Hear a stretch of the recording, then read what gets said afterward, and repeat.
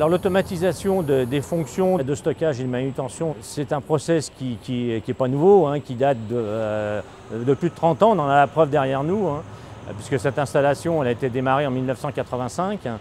C'est un process qui évolue en fonction des besoins des clients, en fonction de l'accélération des flux, mais d'une façon générale, il y a clairement une demande à une rotation plus importante des flux, à des livraisons de plus en plus fréquentes, donc avec des lots qui diminuent en taille et qui augmentent en fréquence. L'objectif, c'est de s'adapter à cette évolution du besoin des clients pour livrer des palettes à des heures bien précises dans la journée.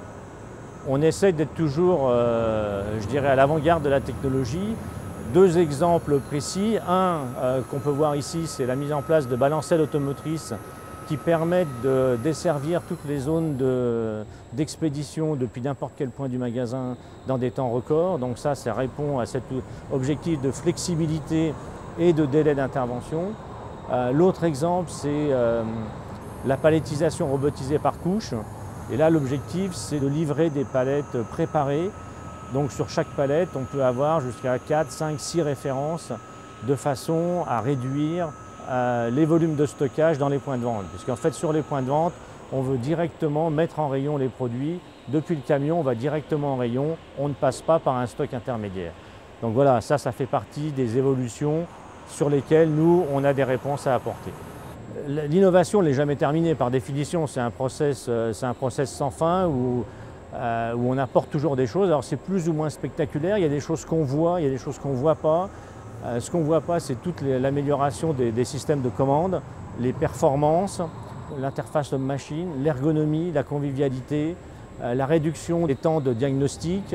Ce qui est important, c'est de trouver la bonne réponse qui soit économiquement et techniquement adaptée.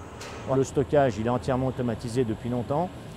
Ce qu'on essaye maintenant, c'est d'avancer dans l'automatisation de la préparation de commandes, avec en particulier la préparation par couche. On est des fidèles du Salon de la manutention. Moi, ça fait 20 ans que je travaille dans cette entreprise et on a toujours été au Salon de la manutention. C'est un rendez-vous incontournable.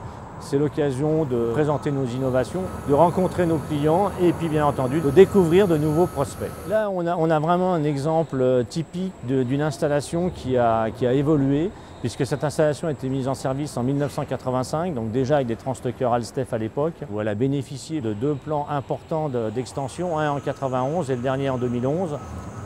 Et on voit que le concept du stockage automatisé à base de transstockeurs, qui marchait en 85, eh bien, il marche encore en 2011 et il va encore marcher pendant des années parce qu'il répond à un vrai besoin. C'est un produit qui est flexible, qui peut s'adapter. Donc c'est une illustration de la capacité d'un outil à base de transstockeurs à accompagner l'évolution d'un grand client comme la Scanormande ici. Donc la Scanormande a décidé de s'automatiser en 2010 lors de son agrandissement, simplement pour répondre à la question de l'agrandissement des magasins de la région normande et l'explosion des drives, puisqu'aujourd'hui nous avons 17 drives, donc on avait besoin d'un outil efficace qui nous fait gagner en productivité, mais qui a créé malgré tout de l'emploi, puisque nous avons créé 50 postes en plus. L'automatisation nous permet d'avoir une flexibilité importante pour la livraison de nos magasins, et nous pouvons stocker jusqu'à 17 000 palettes dans cette nouvelle tour.